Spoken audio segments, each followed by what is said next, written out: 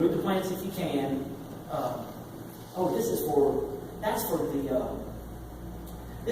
That's for, I don't know how that happened. That's for not for double blossom. We do have to cut them out and get them out of there. It spreads very easily, the double blossom, but none of that information there applies. I don't know how that happened. The tilt and the rally are not affected. The QOIs are going to be more of what we're going to be trying to attack this with. But hand removal, we had to remove these out of the Primark 45s. I didn't realize they were susceptible to double blossom, but they are very much susceptible. And we lost quite a bit of yield. We were able to head it back though once we started a strong spray program early and getting all of it out of the field. So it's not a death wish, but it is something else to look for in the spring. As if that's not enough, I'm starting to find this orange felt.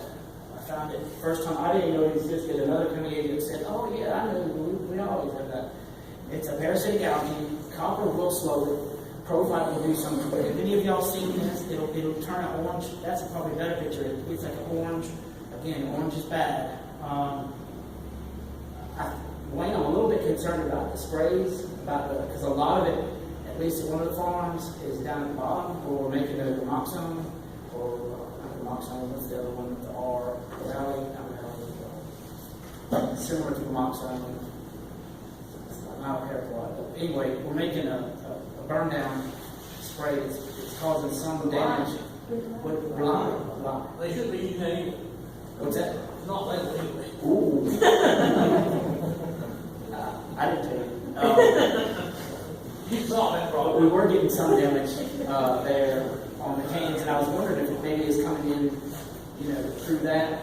Dr. Phil Brandon is doing a study this year. I'm probably going to replicate it up our way to, I don't know that it's a major issue, but particularly the older the stems get, apparently this becomes more of a problem. So something else for you to look for. Closer to the bottom of the plant too. The phosphate materials is what he really thinks is going to be helpful for it. But again, you would rotate weeks on copper and not put the phosphate with the copper. Definitely don't put a surfactant with both, with those two. The gray mold is probably our most common fruit affecting pest. Most of our materials are directed at it. We need to focus on the cactan if you can. Elevate is effective in the bloom. I don't like using it much after bloom. Roval is also another one very good in the bloom. And then we go into all of our switch is that's when I would start with using the switches once you start getting into production. After bloom, once you start getting fruit. At least green fruits, preferably red fruit, because of your limited number of applications. We do have, Dr. Guido's novel is still running that resistance profile. If you haven't had that done, we have found resistance to switch, unfortunately, as well as pristine in blackberry. So try to rotate those chemicals as much as you can. Leaf spots we talked about a little bit earlier. The septoria is the main one that I'm finding that I'm identifying. And I know for sure at Urban, because I spent a lot of time getting down to the actual spore type and making sure that it was right. And also, a lab technician did the same thing to make sure that what we were talking about. So with the normal septoria, your cactan and your prophyte are going to be effective at helping you. Those are going to be your main products, as well as, for some reason, when you put prophyte with cactan, it's similar to in apples when you put toxin with cactan. It actually performs just as well and it's cheaper. So that's on a different disease, but there's something about the synergy between cactan and prophyte. They do work very well together. So that would be something that I would encourage, is using those two together. You got Tanos material would be more for the downy, if it is downy mildew. So we need to get correct identification of what we're dealing with. It's almost a perfectly square lesion a lot of times on that leaf. And it seems to come in right at the same time every year. So, and I learned again from Mr. Lomberger about the Osage. So different varieties. His Osage was pretty much clean from this particular leaf spot. So maybe in the breeding event, you can watch for that. That premature defoliation, I don't normally get too upset over leaf spots. Normally rip up, but when you start losing, a third, half your leaves a month early, that's going to affect you the following year, because that's when your flower buds are being formed. That's when that plant is prepared for the following year, and so you don't want to go into a negative situation. So what varieties did you say this was most for? I'm finding it a lot on Navajo. I'm finding it on Washita, not quite as bad on Washita. I haven't seen it in Vaughn here. We do have it in Weimar, but not quite as bad. Part of it is the normal senescence of the leaf too, I think. As the plant is starting to shut down, it seems to be happening right along that same time. But see, downy mildew always, it likes that drop in temperature a lot of times. So a lot of times in the fall, when you first start getting those first couple of cool times, that's when typically both of these will try to come in. Is right when you start going from that hot summer and they've been under that stress, and then they get a drop in temperature. That's the temperature time period that we normally see. Yeah, I have seen it in Vermont pretty bad at one of the farms.